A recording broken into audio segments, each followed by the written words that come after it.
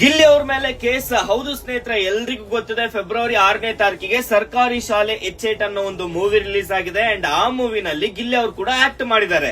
And ಇವಾಗ ಸಿಕ್ಕಾಪಟ್ಟೆ ವಿವಾದದಲ್ಲಿರೋ ಒಂದು ವಿಚಾರ ಏನಂದ್ರೆ, ಆ ಮೂವಿಯ ಮೇನ್ ಹೀರೋ ಅಂದ್ರೆ ಅವ್ರ ಹೆಸರು ಗುಣ ಅವ್ರು ಇರ್ಬೇಕು. ಅವರು ಇವಾಗ ಗಿಲ್ಲಿ ಅವರು ಮೂವಿಯ ಪ್ರಮೋಷನ್ ಬರ್ತಾ ಇಲ್ಲ ಅಂತ ಫಿಲ್ಮ್ ಚೇಂಬರ್ಗೆ ಕೇಸ್ ಹಾಕಿದ್ದಾರೆ.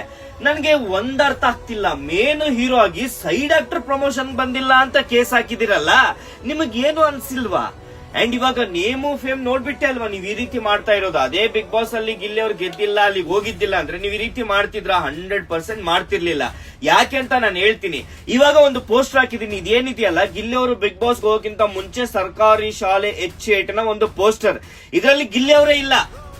ಅಂಡ್ ಇವಾಗ ಹಾಕಿದೀನಿ ನೋಡಿ, ಈ ಒಂದು ಪೋಸ್ಟರ್ ಗಿಲ್ಲಿ ಅವರು ಬಿಗ್ ಬಾಸ್ ಗೆದ್ದಾದ ಮೇಲೆ ಸರ್ಕಾರಿ ಶಾಲೆ ಎಚ್8 ನ ಪೋಸ್ಟರ್.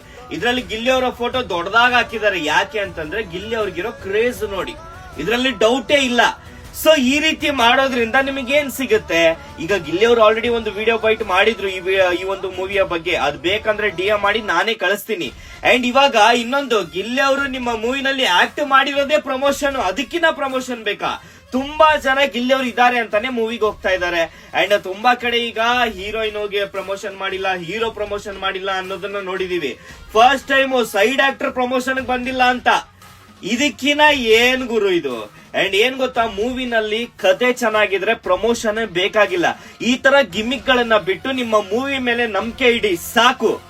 ಸ್ನೇಹಿತರೆ, ಇದ್ರ ಬಗ್ಗೆ ನಿಮ್ಮ ಅನಿಸಿಕೆ ಅಂತ ಕಮೆಂಟ್ ಮಾಡಿ. ಹೆಚ್ಚಿನ ಅಪ್ಡೇಟ್ಸ್ ಗಾಗಿ ಹಾಗೆ ಕನ್ಫರ್ಮೇಶನ್ ಗಾಗಿ ನನ್ನ ಫಾಲೋ ಮಾಡಿ, ಮೆಸೇಜ್ ಮಾಡಿ. ಧನ್ಯವಾದಗಳು.